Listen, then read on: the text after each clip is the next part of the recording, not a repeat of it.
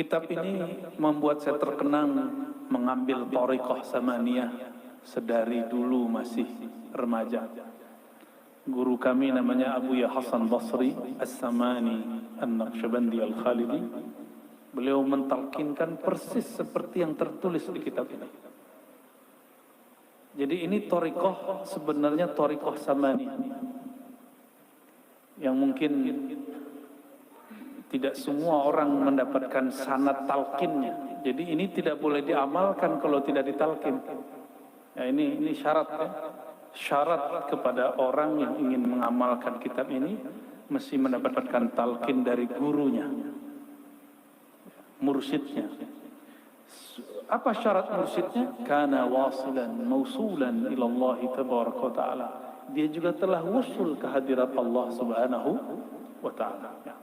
Kita mulai baca wa bisanadina ila Syekh Sayyid Ja'far Muhammad Arsyad Al-Banjari Al-Mulaqab Bidatu Kalampayan, Imamul Banjariyin wal Jawiyin wa Imam Al-Funun Al-Muta'addidah ilmi al-aqidah wa ilmi al-fiqh wa ilmi tasawuf. Qal Bismillahirrahmanirrahim. Beliau berkata, ya, sabda Nabi sallallahu alaihi wasallam, man arafa nafsahu faqad arafa rabbahu. Sudah biasa dengar ya? Tapi kita lihat cara beliau mengartikan. Walaupun kita sudah tahu artinya, tapi kita ingin dapat berkah. Bagaimana cara Datuk Kelampayan menerjemahkan ini? Apa kata beliau? Artinya, barang siapa mengenal ia akan dirinya, niscaya, niscaya itu pasti, niscaya mengenal ia akan Tuhannya. Pertama, harus diketahui bahwa ini bukanlah hadis dalam pengertian hadis menurut ahli hadis. Ini hadis-hadis ma'rifat. Didapat oleh wali-wali Allah ketika rohani mereka liqa dengan Nabi Muhammad sallallahu alaihi wasallam. Mohon maaf, inilah perbedaan ulama wali-wali Allah para sufi dengan ahli hadis. Mereka juga sebagian wali Allah. Ahli hadis, ilmunya jika tidak didengar oleh telinga, maka tidak disebut hadis. Apalagi sosoknya secara fisik sudah wafat, jika ada kalam darinya itu bukanlah hadis. Tapi bagi ahlullah dari kalangan sufi, wali-wali Allah, jika ada seorang kekasihnya bertemu ruhaniyah Rasulullah, karena dalam hadis Nabi riwayat Bukhari, Muslim, Abu Daud, Tirmizi, man ra'ani fil manam faqad ra'al haqq, yang bertemu aku dalam tidurnya, dia benar-benar bertemu akan aku. Man ra'ani fil manam fasayarani yaqza, orang yang bertemu aku, dia akan bertemu denganku. Yang bertemu aku dalam mimpi akan bertemu aku dalam keadaan jaga. Berdasarkan hadis ini, ahli hadis tugasnya hanya sampai mengatakan hadis ini sahih, selesai. Tapi makna hadis ini yang meneruskan adalah ahli-ahli tasawuf, guru-guru kita, masyayikh-masyayikh kita. Apa kata mereka? Kalau kita mimpi bertemu Rasulullah secara rohani ataupun secara jaga, bagi mereka itu disebut juga hadis. Inilah yang nggak ketemu. Makanya sampai sekarang ahli hadis yang umum mengatakan di kitab tasawuf banyak hadis palsu.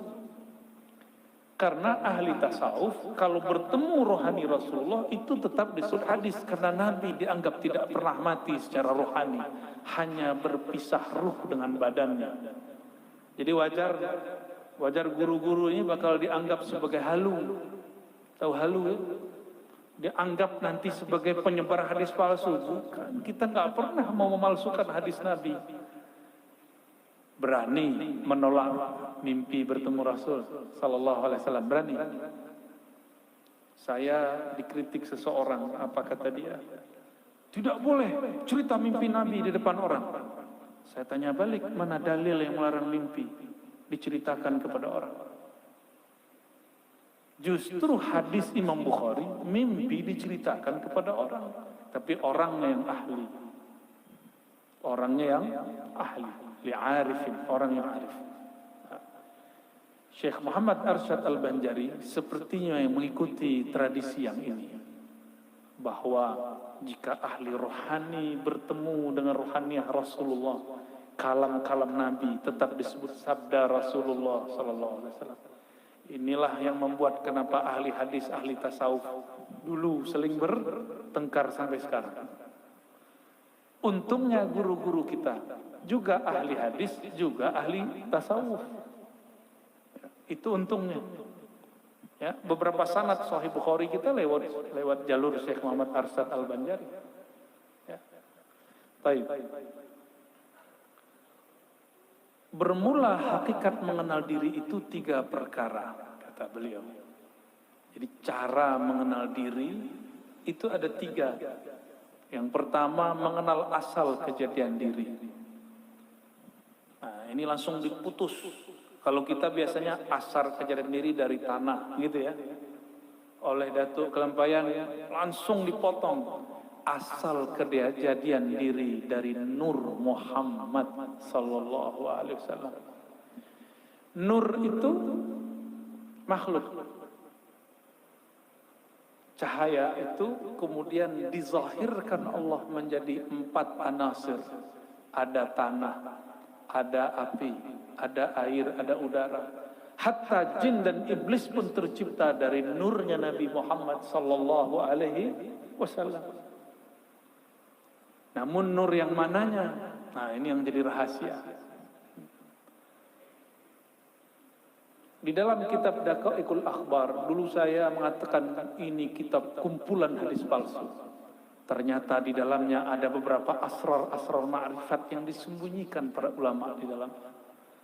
Mulailah kita sadar, tidak boleh menghina apa saja. Orang pemaksiat pun kita tidak hina, apalagi kitab yang dikarang oleh para ulama. Ya. Di Daqaiqul Akhbar disebutkan di alam ruh, di saat seseorang memandang kepada Rasulullah, jika dia memandang kepada kepala Rasul, maka dia nanti di bumi akan jadi pemimpin. Jika dia memandang dadanya Rasul, dia nanti jadi apa? Mandang tangannya Rasul, nanti jadi apa? Sudah disebut. Maka semua pekerjaan kita ini itu hanya ulangan dari apa yang kita pandang dulu di alam ruh. Saya duduk di sini, guru-guru ada di sini, jamaah ada di depan. Semuanya menunjukkan apa yang dulu pernah kita lakukan di sana. Cuma mengulang. Bedanya dulu ruh itu tidak laki, tidak perempuan. Sekarang kita jadi laki, bukan perempuan. Ada yang perempuan, tidak laki-laki. Jadi bagaimana cara mengenal diri yang pertama? Kita harus mengembalikan bahwa diri ini berasal dari nur Nabi Muhammad sallallahu alaihi wasallam. Muncullah di situ kalam-kalam ilhami qudsi. Lagi-lagi seperti tadi, ini ilham yang didapat oleh para wali-wali. Mereka mendengar Rasulullah bersabda di alam rohani. Al-alam minni wa ana minallah. Alam dariku, aku dari Allah. Maksudnya aku dari hembusannya nafas Allah subhanahu wa ta'ala. Ternyata di kitab Sirrul Asrar pun disebut, yang dinisbatkan kepada Syekh Abdul Qadir Al-Jailani. Al-alam minni wa ana minallah, dan sejenisnya. Ada kalimat-kalimat sejenis ini.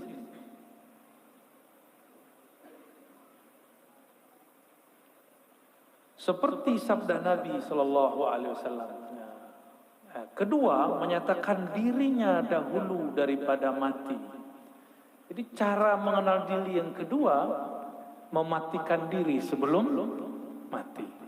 Mati apakah? Ini yang kita kaji malam tadi di mana namanya? Bumi Sholawat ya. Tapi karena tempat terbatas, nah kita bagi lagi. Sebenarnya saya belum pernah membaca kitab ini sebelumnya, kecuali judulnya. Ya, tapi tadi langsung khatam. Dalam waktu bersolawat langsung selesai. Ya. dengan baca sanad segala macam, kita tabarukan, kita ijazahan. Saya minta izin secara rohani dan secara jasmani. Ya, jasmaninya tadi siang, rohaninya barusan. Ternyata isinya sama dengan thariqah Saman yang dulu saya ambil waktu remaja. Persis sama. Dulu guru kita baca dua lafaz ini. Man arafa nafsahu faqad arafa rabbahu. Lalu mutu qabla an tamutu. Matikanlah dirimu sebelum engkau mati. Matikan dirimu secara makna, secara sifat. Jadi diri ini tubuh. Tubuh itu Allah tiupkan ke dalamnya ruh. Ruh itu membawa yang disebut sifat.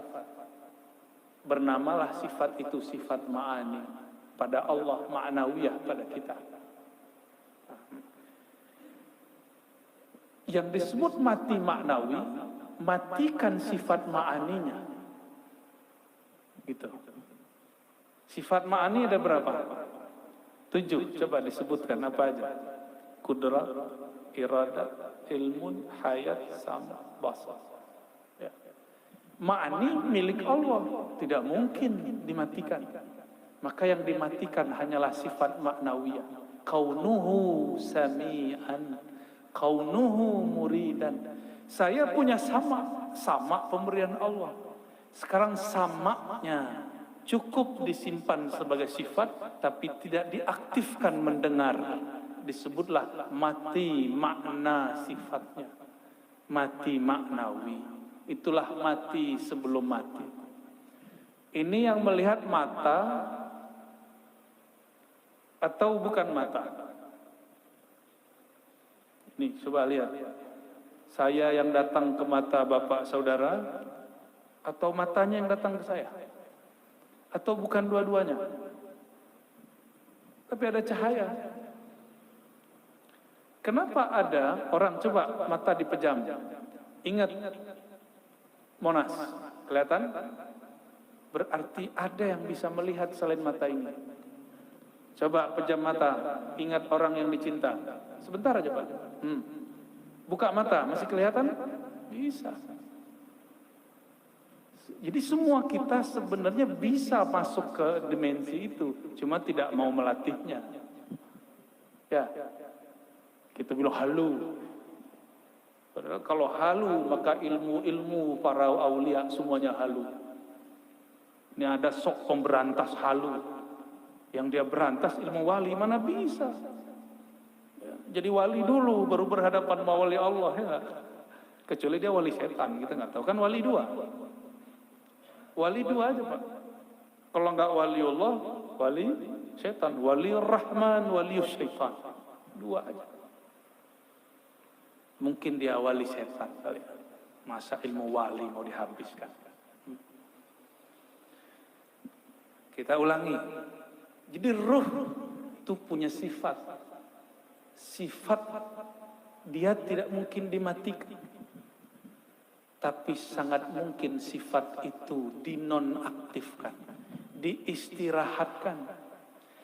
Contoh sederhana, kalau kita rindu seseorang, kita pandang wajahnya di handphone, disapa oleh orang, jawab nggak? Nggak terdengar. Karena di saat itu sama kita tidak sami'an. Dia ada samanya tapi tidak sami'an. Kita sering menyebutkan Allah itu sama. Ma'nawiyahnya kaunuhu sami'an. Kaunuhunya dicoret dulu. Itu yang disebut mati maknawi. Kaun, keadaan kita mendengar itu di-cut dulu, dihabiskan dulu. Sehingga tidak lagi ia mendengar. Bukan berarti sifat samanya hilang. Gitu ya. Kenapa kita tidak bisa mendengar yang jauh? Karena keberisikan di sini. Sama sifat mendengar yang ada pada ruh. Dia tidak ada ruang, tidak ada waktu. Kenapa tidak bisa menembus? Karena terhalang oleh pendengaran. Nah, pendengaran ini, pandangan yang ini, lisan yang ini, kudrat iradat yang ini yang harus dilebur dulu. Itulah mutu, matikanlah maknawiyahmu sebelum engkau betul-betul mati secara tabi'i ataupun hissi. Itu maknanya ya. Mutu qablaan tamutu. Ini boleh disebut dengan ruknut tariq. Rukun tariqah. Nomor 2 itu. Coba kita lihat kalam beliau. Bermula setengah daripada mematikan diri itu seperti dikatakan dengan lidahnya dan diiktikadkan di dalam hati. Dibaca la qadirun wala muridun wala alimun wala hayyun wala sami'un wala basirun wala mutakallimun fil haqiqah illallah. Bagaimana cara mematikan? Lisan berkata la qadirun. Tidak ada yang berkudrat, yang berkuasa. Wala alimun tiadalah, wala muridun tiadalah yang berkehendak, beriradah. Tiadalah yang alim, tiadalah yang punya hayat. Tiadalah yang mendengar, tiadalah yang memandang. Tiadalah yang berkalam pada hakikatnya kecuali Allah. Itu. Ini udah usul langsung nih. Langsung usul ini. Ini usul level 3. Ini usul pertama, kesadaran Nur Muhammad. Ya. Kesadaran Nur Muhammad. Kemudian usul yang berikut adalah mematikan sifat maknawi. Selama saya masih mengatakan sayalah yang berkuasa, maka kuasa saya terbatas. Selama saya masih mengatakan ini iradahku, iradahnya belum bisa berkekuatan kun fayakun. Selama ilmunya masih ilmuku, gelarku, doktorku, syekhku, gelar ijazahku, selama masih itu, maka ilmunya akan terbatas dengan otaknya yang sempit. Wala hayyun. Jika dia masih menganggap dirinya hidup karena air, dia minum karena makan, maka nanti orang-orang itu akan menyekutukan Allah dengan nasi. Nanti ada masa di akhir zaman, paceklik. Orang-orang tidak bisa makan, karena tidak ada yang dapat dimakan. Di saat itulah turun keluar Dajjal bawa makanan. Akan banyak nanti orang ganti agamanya karena meyakini hayatnya ada pada makanan. Ashabul Kahfi selesai di bidang ini, maka dia mengatakan hayat kami di tangan Allah. Hayati, hayatuna, hayatullah fil haqiqah. Maka dengan itu Ashabul Kahfi 309 tahun pun masih Allah hidupkan. Maka mereka itu aulia kekasih Allah yang karam fana dalam sifat hayatnya Allah subhanahu wa ta'ala. Coba ada orang tidak makan sebulan, mati Pak? Mati ya? Betul? Benar? Orang yang mati kebanyakan nggak makan ya? Emang orang mati minum kan nggak juga? Tapi secara lahiriah kita memandang banyak orang mati karena kelaparan. Tapi kenapa Ashabul Kahfi 309 tahun tidak mati? Karena hayat itu milik Allah. Kalau Allah belum ambil ya nggak mati. Wala sami'un wala basirun. Kalau pendengaran ini 10 meter sudah tidak terdengar. Tapi kalau sami'nya sudah dimatikan, maka Allah lah yang mendengar. Allah memperdengarkan kepada kita. Inilah yang disebut kasyaf sam'iyah. Kasyaf secara sama. Disinilah banyak para wali mendengarkan kalimah-kalimah. Inilah yang terjadi pada orang yang bermimpi mengatakan, aku mendengar Rasulullah bersabda, man arafa nafsahu faqad arafa rabbahu. Dicarilah oleh ahli hadis, di mana ini hadis? Tidak ditemukan di kitab hadis manapun. Ternyata itu kalam Sayyidina Muaz ketika bertemu Sayyidina Nabi SAW secara ruhani. Karena samaknya bukan lagi samak yang ini. Coba datang ke Raudhah, datang ke makbarah Nabi SAW, bisa dengar Nabi? Coba baca salam. Assalamualaikum ya Sayyidina Rasulullah. Bisa dengar jawabnya? Karena pakai telinga ini. Coba matikan samamu, engkau akan mendengar Nabi menjawab. Ya. Kenapa ziarah terasa hambar? Karena ziarah baru dengan sifat maknawiyah kita. Belum dimatikan sifat maknawiyahnya. Jadi ini tips kalau mau ziarah kubur. Pakai ilmu mutu qabla'an tamutu. Matikan sifat maknawiyahnya sebelum engkau betul-betul mati. Nah, lalu di paragraf berikut halaman ketiga fana sekalian diri. Ini thariqah ketiga ya, untuk mengenal diri. Ketiga fana sekalian diri itu di dalam kudrat Allah dan iradat Allah dan ilmu Allah, seperti firman Allah, kullu syai'in halikun illa wajhah. Segala sesuatu halik. Apa arti halik? Binasa, mati. Halik itu nama lain dari mati. Hancur, binasa, karam. Illa wajhah, kecuali wajhullah. Jangan dibayangkan wajah. Apa makna wajah? Fungsi wajah apa Pak? Kita memandang dengan wajah atau memandang dengan apa ini? Ini belakang namanya Pak. Nah, ini adalah leher. Kita memandang dengan wajah atau dengan leher? Memandang dengan wajah atau memandang dengan tangan? Apakah memandang dengan lutut? Tidak. Maka disebut ini wajah adalah alat untuk memandang dan objek untuk dipandang. Kalau guru dulu melamar, itu memandang wajah atau memandang lantai guru? Memandang wajah ya.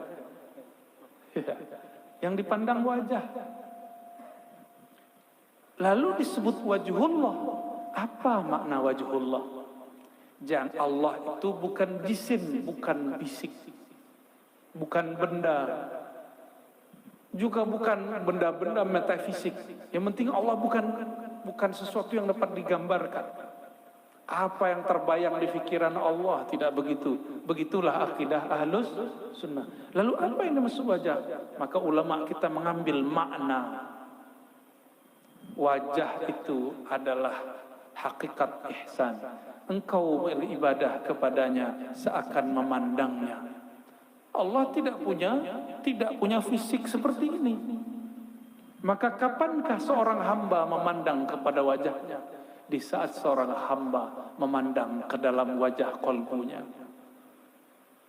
Kolbunya Bani Adam, jika dia hidupkan nama Allah di dalamnya, itulah wajhul asma, wajah nama Allah subhanahu wa ta'ala. Maka nanti di saat semua kolbu mati, hanya kolbu yang di dalam kolbunya terpancar wajah nama Allah yang tidak binasa. Ya. Tiap-tiap sesuatu binasa melainkan zat Allah. Nah, beliau mengartikan wajah di situ zat Allah. Namun saya mengurai bahwa wajah di situ bisa diartikan nama, bisa diartikan fi'il af'al, bisa diartikan sifat, dapat diartikan zat. Adakah nama tanpa zat? Nama beliau ini ada karena memang ada zatnya. Kita sebut guru yang alim. Alim itu sifat. Karena ada gurunya, maka ada alimnya. Coba bayangkan alim tanpa ada orangnya. Bisa? Ini warnanya apa nih? Putih, hijau. Apa? Hijau, kita sebut hijau. Tembok hijau, kaligrafi hijau. Sekarang bayangkan hijau tapi tidak ada kaligrafinya. Bisa? Tak bisa. Baju saya putih. Coba pisahkan putih dari baju. Bisa? Tak bisa. Maka maksud Datuk Kelampaian mengartikan zatullah itu tercakup pada nama, sifat, af'al dan zatnya. Gitu ya.